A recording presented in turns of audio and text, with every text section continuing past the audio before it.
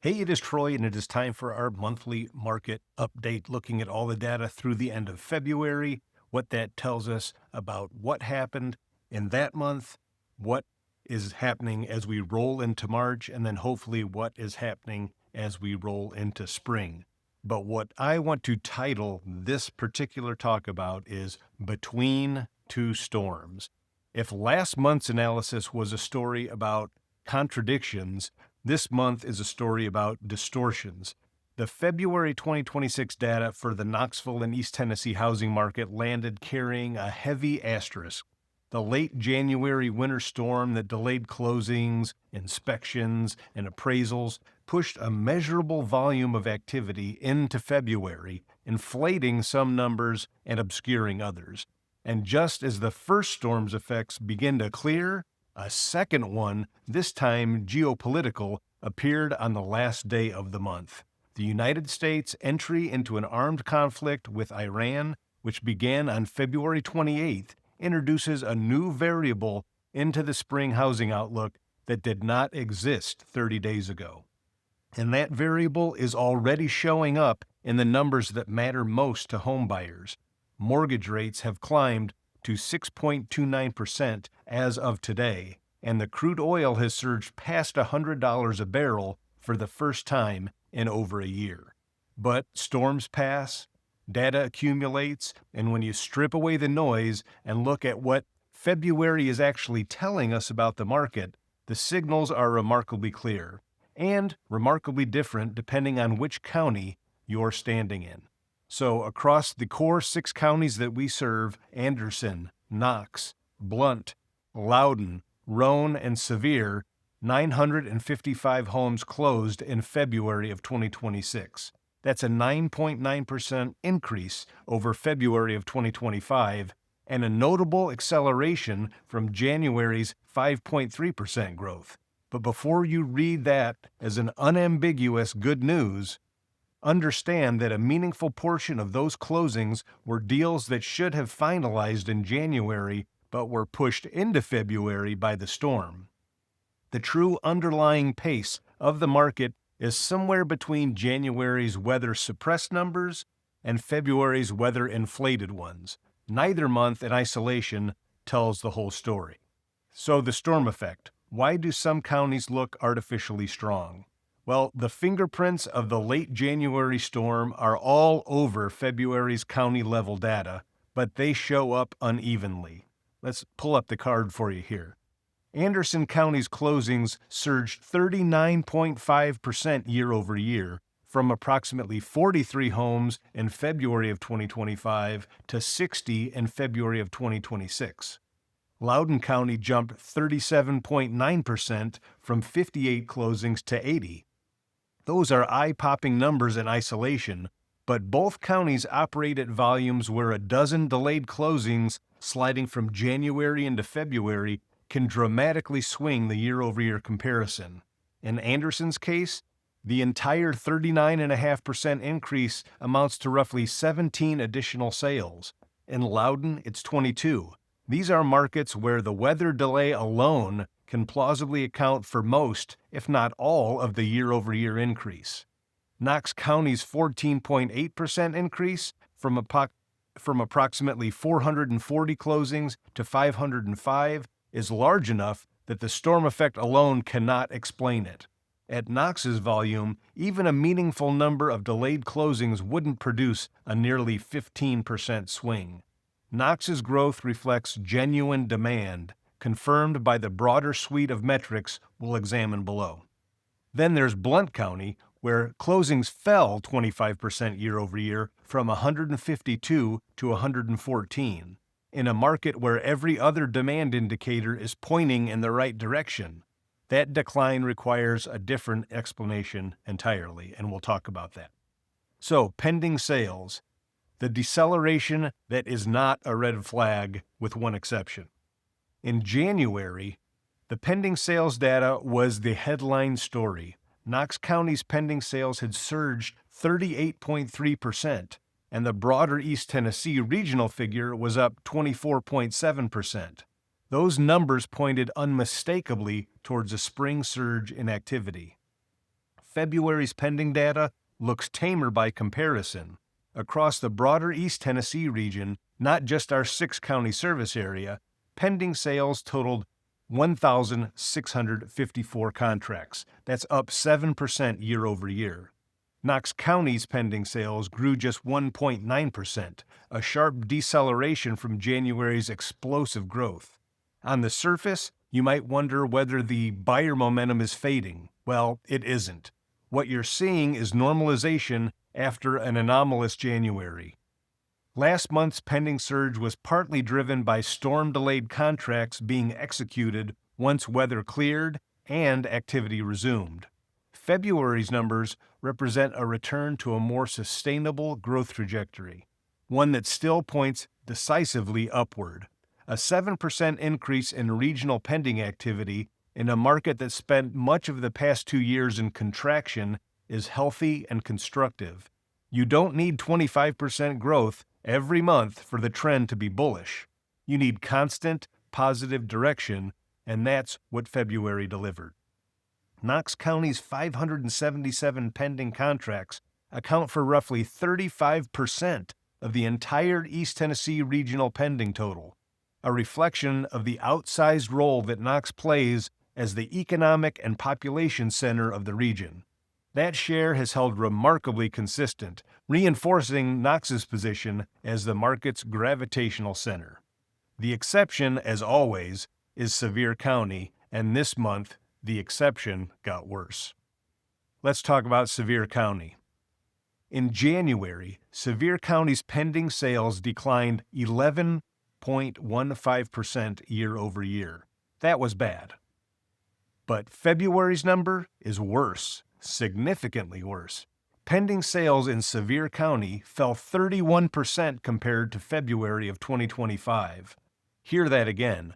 While every other county in the dataset posted flat or positive pending activity, and while the broader East Tennessee region as a whole grew 7%, Sevier County saw nearly a third of its buyer pipeline evaporate. This is not a data quirk. This is not a storm effect. This is a market telling you loudly and clearly that its correction is accelerating, not stabilizing. The forward implications are stark. Pending sales are the most reliable leading indicator we have. If the pending pipeline is contracting by 31%, the closed sale numbers 2 and 3 months from now are going to reflect that contraction. The 16% increase in February closings, likely a byproduct of the storm-delayed January deals finally reaching the closing table, should not be mistaken for evidence of a turnaround.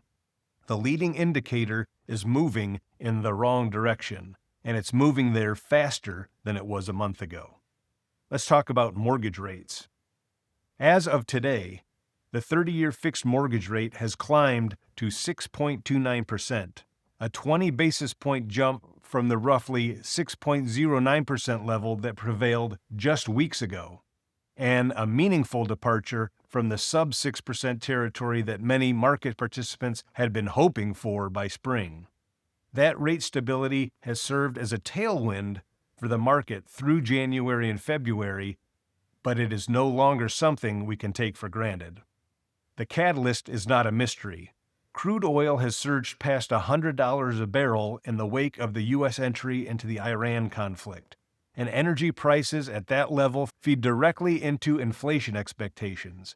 Bond markets are repricing accordingly, and mortgage rates, which track the 10-year Treasury yield, are moving higher in response. 2 weeks ago, the question was whether rates might drift back towards 5.75% by summer. Today, the question is whether they'll hold now below 6.5%. To put the 6.29% rate in perspective, the demand recovery documented in January and February was built on rates near 6%. Every tenth of a percentage point above that level shrinks the qualified buyer pool. On a $350,000 home with 10% down, the difference between a 6% rate and a 6.29% rate adds roughly $60 to the monthly payment. That may sound modest in isolation, but for buyers at the margins of qualification, and there are many of them in East Tennessee, that $60 can be the difference between an approval and a denial. Scale that across thousands of potential buyers, and you begin to see how a seemingly small rate move can meaningfully alter market dynamics. The volume and demand improvements we've documented over the past 2 months were real, but they were also rate dependent.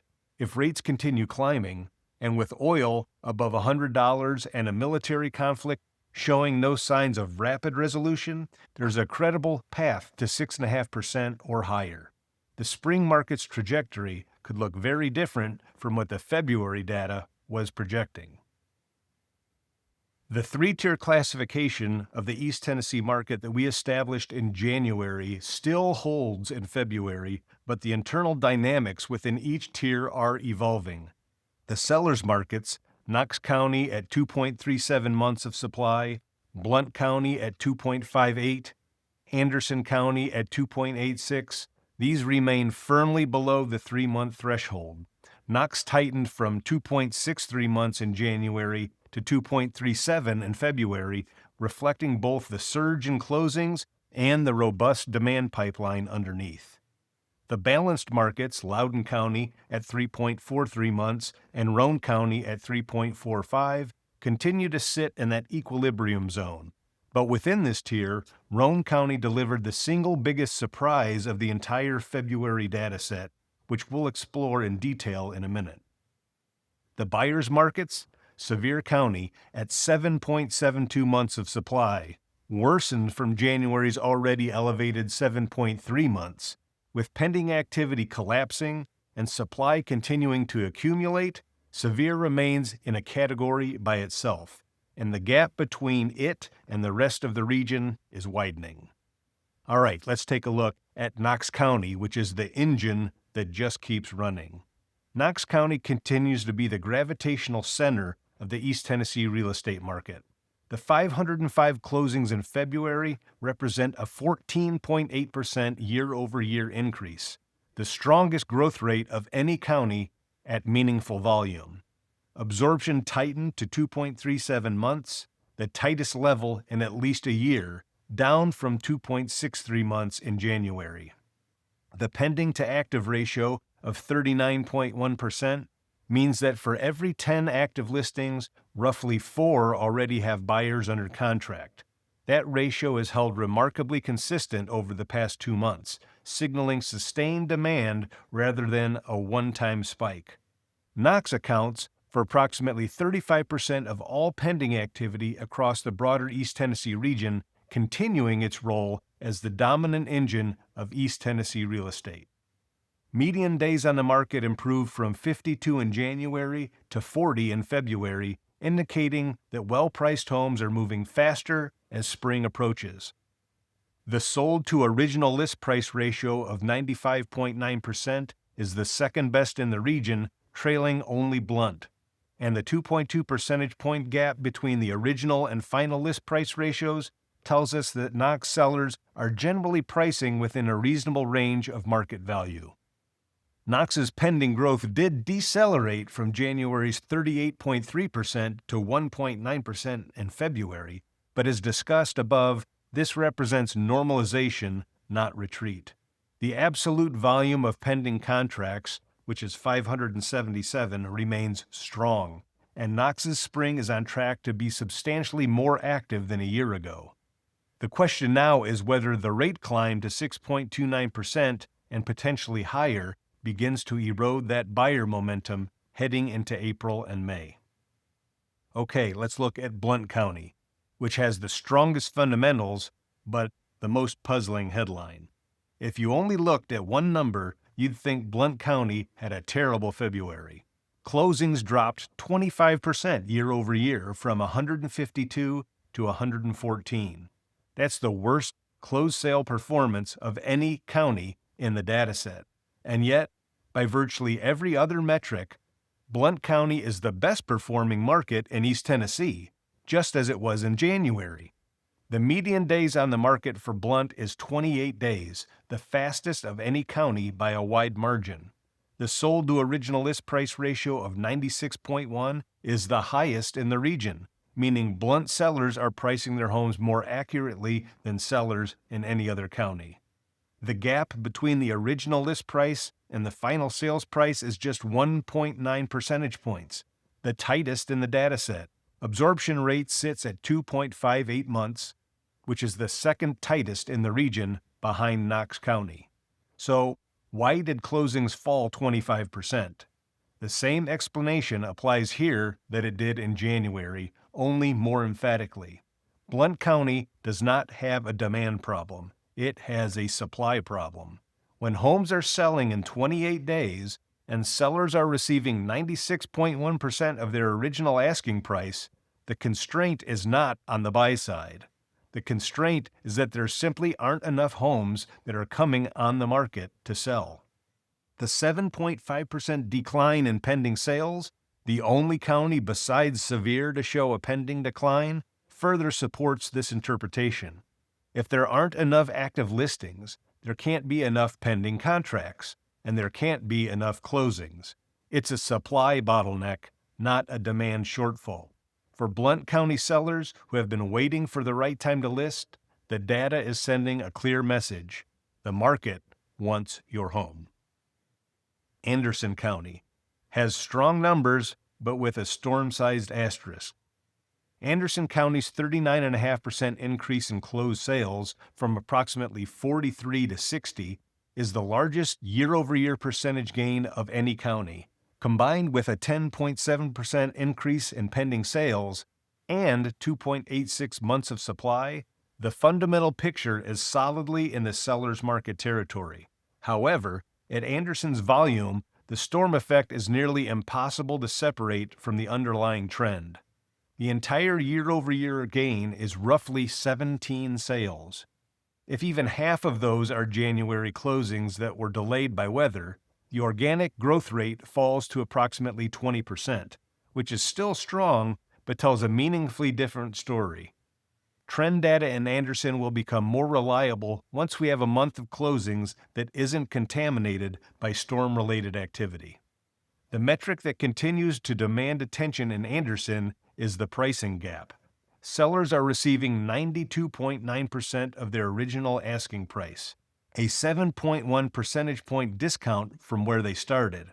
That's the second worst performance on this metric in the dataset, trailing only Sevier County. Anderson sellers are still overpricing. And in a market that processes only 60 sales a month, an overpriced listing doesn't just sit, it becomes stale. Pricing discipline matters everywhere, but it matters more in Anderson than in Knox or Blount because the margin for error is so much thinner. Okay, let's look at Loudon County. There are some storm-inflated closings, but the foundation is solid. Loudon County's 37.9% jump in closings from 58 to 80 is almost certainly amplified by storm-delayed January activity.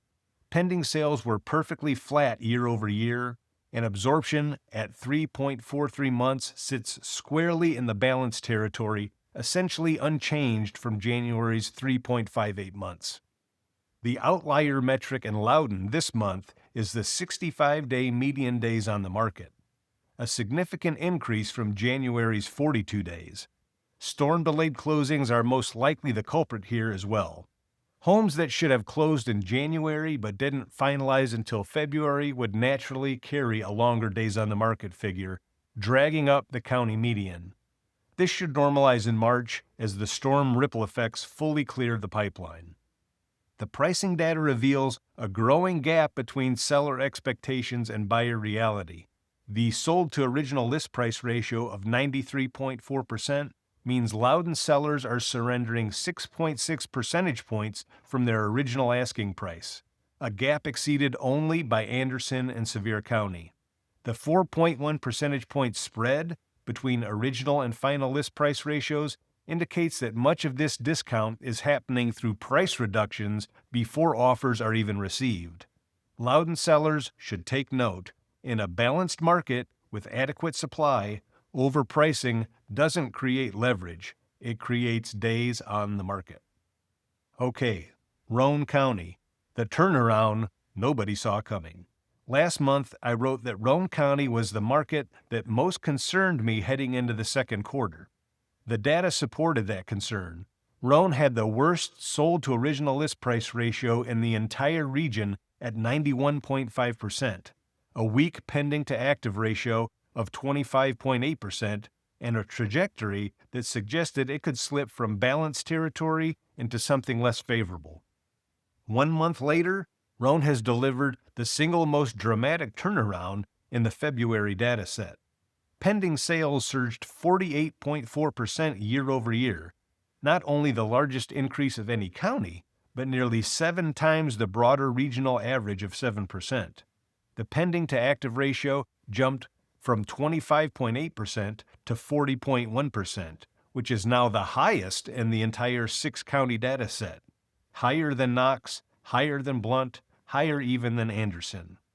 The sold to original list price ratio improved from 91.5% to 95.2%, a 3.7 percentage point leap that moves Roane from worst in the region to third best. Absorption rate tightened from 3.68 to 3.45 months. The only lagging indicator is closed sales, which grew only 1.8% year over year, the weakest growth in the data set. But that's the nature of leading versus trailing indicators. The pending surge hasn't had time to flow through to the closings yet. If March and April closings reflect even a fraction of February's pending pipeline, Roane's closed sale trajectory is about to inflect sharply upward. So what happened? The most likely explanation is the demand wave from the lower mortgage rates, which first hit Knox and Blount, has now reached Roane with a lag. Roane's lower price point make it more particularly sensitive to rate changes. The same monthly savings that bring a Knox buyer off the sidelines can make a difference between qualifying and not qualifying for a Roane buyer. It's also possible that sellers in Roane have begun pricing more realistically, as the significant improvement in sold to original list price ratio suggests. Better pricing attracts more offers, which shortens days on the market and which improves every downstream metric. 1 month does not make a trend, and I want to be clear about that.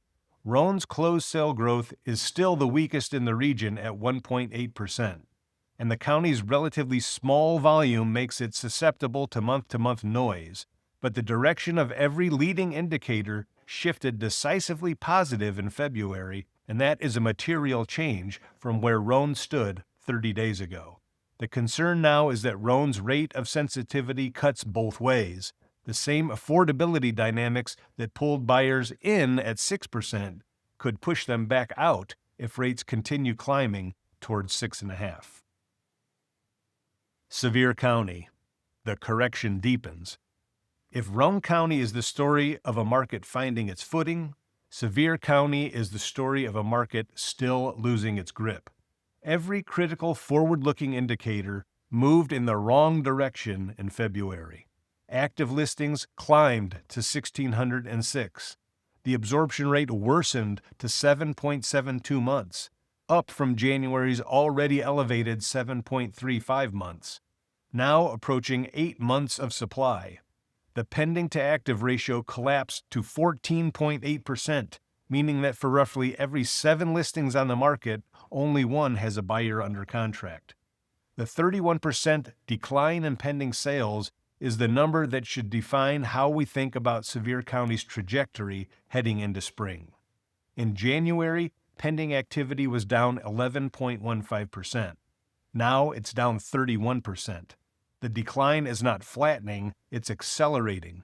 And this is happening in a rate environment that is pulling buyers off the sidelines everywhere else in the region. The 16% increase in February closings, 140 sales versus approximately 121 a year ago, will tempt some to find a silver lining. Don't.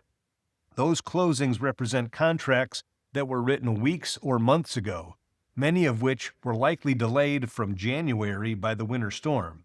They tell us about the past. Pending sales tell us about the future, and the future that the pending data is pointing towards is more supply, fewer buyers, and continued downward pressure on pricing. Sevier County sellers are currently receiving 92.1% of their original asking price, with a 3.1 percentage point gap between the original and final list price ratios.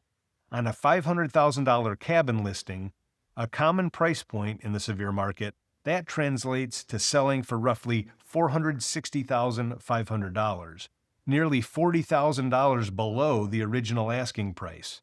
With the pending activity in freefall, the sellers who are still holding firm on aspirational pricing are going to find themselves waiting well beyond the 92-day median. The structural oversupply problem identified in January, driven by the unwinding of the short-term rental investment boom, has not improved. Sevier County continues to carry nearly as much active inventory as Knox County, despite a fraction of the population and a fraction of the organic housing demand. Until either supply contracts significantly through price reductions that attract bargain-hunting buyers, or a genuinely new source of demand materializes, this market has further to fall. Okay, let's talk about the Iran variable and what the conflict means for East Tennessee real estate. On February 28th, the United States entered into an armed conflict with Iran, introducing a significantly new variable into the economic and housing outlook. While the conflict had no impact whatsoever on February's housing data because it began on the final day of the month, its potential to reshape the spring market is no longer theoretical, it's already happening. Crude oil has surged past $100 a barrel, a level not seen in over a year, and the ripple effects are arriving exactly where economists predicted they would. Energy prices at this level feed directly into inflation expectations across the economy, from transportation costs to manufacturing inputs to the price of groceries. Bond markets, which price in future inflation, have responded by pushing yields higher, and mortgage rates, which are tethered to the 10-year Treasury yield, have followed. The 30-year fixed rate has jumped to 6.29%, up 20 basis points in a matter of days. This is how geopolitical conflict transmits into your monthly mortgage payment. The concern is not just the rate move that has already occurred, but where rates go from here. If crude oil remains above $100, and with an active military conflict in a major oil-producing region, there's no obvious catalyst for a rapid decline. Inflationary pressure will persist. If inflation expectations continue to rise, the Federal Reserve's path towards further rate cuts becomes more constrained, and mortgage rates could push towards 6.5% or beyond. The rate environment that fueled the demand recovery of late 2025 and early 2026 is not guaranteed to hold. Beyond rates, there is the confidence channel. Consumers facing geopolitical uncertainty tend to defer large financial commitments. A home purchase is the largest financial commitment most people will ever make, and even if rates stabilize at 6.29%, a prolonged conflict could introduce the same kind of buyer hesitation that characterized the rate shock period of 2023 and 2024. Not because the math doesn't work, but because the uncertainty makes people reluctant to act. There is a counter-argument, though, worth acknowledging. Real estate has historically been viewed as a tangible, inflation-hedging asset during periods of geopolitical instability. Some buyers may accelerate their purchase timelines specifically because they want the perceived safety and stability of homeownership during uncertain times. And the East Tennessee market, with its relatively affordable price points and strong population growth fundamentals, is better positioned than many regions to weather external shocks. The honest assessment of this? Nobody knows how this conflict will unfold, how long it will last, or how deeply it will affect the domestic economic conditions. What we do know right now is that rates have already moved against buyers. Oil prices have already moved against inflation expectations, and the comfortable assumptions of 30 days ago that rates would hold near 6% or drift lower are no longer operative. The data from February still tells us the market was on solid footing heading into spring. The question is how much of that footing erodes if the macroeconomic ground keeps shifting. So what does this mean for sellers in the Knoxville East Tennessee market? The message to sellers this month is both encouraging and urgent, and the urgency has increased since last month. Encouraging because demand is real. Across most of the region, buyers are active, pending sales are growing, and absorption rates are tightening. If you're in Knox, Blount, or Anderson, you are in a seller's market with genuine competitive dynamics working in your favor. Urgent because the window may be closing faster than expected. Mortgage rates have already climbed 20 basis points in a matter of weeks. Oil is above $100, and military conflict is underway with no clear timeline for resolution. None of this means the market is about to collapse. The supply fundamentals in the core counties are too tight for that. But it does mean that the conditions sellers are enjoying right now, strong buyer demand, favorable rates, and positive momentum, are not guaranteed to persist through the summer. Sellers who've been waiting for prices to climb higher are making a bet that the favorable conditions of the past few months will continue despite a fundamentally altered macroeconomic backdrop. That is a riskier bet today than it was 30 days ago. If you're planning to sell in 2026, there's a strong argument that the spring window right now offers the most favorable combination of demand, rates, and buyer activity that you're likely to see this year. Pricing discipline remains paramount. The spread between the best and worst sold to original list price ratios in February is 4 percentage points. Blount's 96.1 versus Sevier's 92.1. On a $400,000 home, that gap represents $16,000. The counties where sellers price accurately, Blount and Knox, are the counties where homes sell fastest and where sellers retain the most value. That correlation has been consistent across every month of data I've analyzed, and it's not a coincidence. In a rate environment that is moving against buyers, pricing accuracy becomes even more critical. An overpriced listing that might have eventually attracted an offer at 6% might simply expire at 6.5%. So what does this mean for buyers in the Knoxville and East Tennessee market? Well, for buyers, February's data reinforces the geographic divergence that has defined this market for months. But the rate move adds a new layer of urgency across the board. In Knox County and Blount County, you're competing for a limited inventory in a tightening market. Sub 3-month supply, fast days on the market, and strong pending pipelines mean that hesitation costs you homes. Come prepared, come pre-approved, and come realistic about pricing. A market with 2.37 months of supply and a 39% pending to active ratio is not the market for contingency-laden, below-asking offers. In Sevier County, the negotiating leverage continues to shift in the buyer's direction, and the shift is accelerating, with pending activity down 31%, supply approaching 8 months, and sellers already accepting 92.1% of the original asking price. The room to negotiate is significant, and it's growing.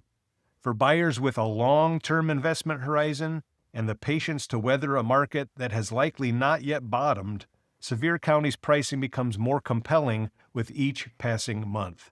But enter with eyes wide open. The pending data is telling us this correction has further to run.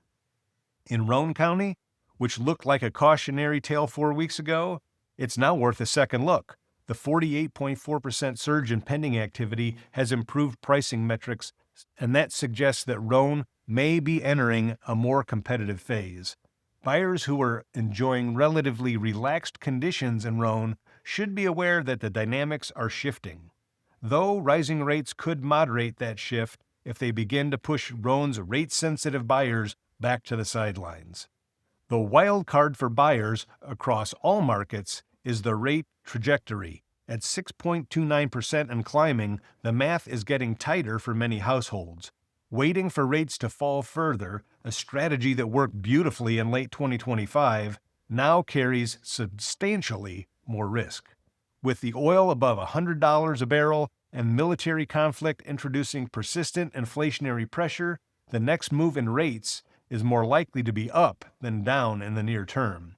Buyers who are qualified and ready today should weigh the cost of waiting not just against the possibility of lower rates, but against the increasingly real possibility of higher ones. Locking in at 6.29% may feel disappointing compared to the 6% that was available weeks ago, but it could look attractive compared to what's available in June. So, Spring 2026 forecast. Heading into January, the story was straightforward. Rates were improving, buyers were returning, and the spring setup looked favorable across most of the region. Heading into March, the story has grown considerably more complicated, and the complications are arriving faster than anticipated. The domestic fundamentals of the East Tennessee housing market have not changed. Demand is positive, absorption is healthy in most counties, and pending activity is growing. The seller's market counties are tightening. Even Roane County last month's biggest concern is showing genuine signs of life. But the external environment is deteriorating in real time. Crude oil above $100 a barrel, mortgage rates at 6.29% and rising, an active military conflict in a major oil-producing region with no clear exit strategy. The housing market doesn't exist in a vacuum, and macroeconomic shocks have a way of rippling through real estate markets with a lag of roughly 60 to 90 days. The shock began on February 28th. By late April or May, we'll know whether it was a temporary disruption or a structural shift in the rate and inflation landscape. The spring forecast then is this. If rates stabilize near 6.29% and do not climb meaningfully higher, the East Tennessee market, outside of Sevier County, still has the fundamentals to deliver a solid spring. The pending data supports that. The absorption data supports that. The supply constraints in Knox, Blount, Anderson are real enough to prevent a significant slowdown even with modestly higher rates. If rates push past 6.5%, which is realistic in this scenario if oil remains above $100 and inflation expectations continue to rise, the spring could look very different. Not a collapse in the core counties where supply is too tight for that, but a meaningful deceleration of the momentum that has been building since late 2025. The buyer pool that returned to the market at 6% is not the same buyer pool that remains at 6.75. Every quarter point increase thins the herd. Sevier County's spring is going to be difficult regardless of what happens with rates or geopolitics. A market with nearly 8 months of supply and an accelerating decline in buyer activity does not need an external shock to continue correcting. It's doing that all on its own. Rising rates only make it worse, as they erode the purchasing power of bargain hunters and investors who represent Sevier's best near-term hope for demand. The advice for everyone operating in this market, buyers, sellers, agents, and investors, is the same as it has been, just with added emphasis. Know which market you're in, price to reality. Don't build your strategy on assumptions that require everything to break in your favor. The February data tells us where this market was heading.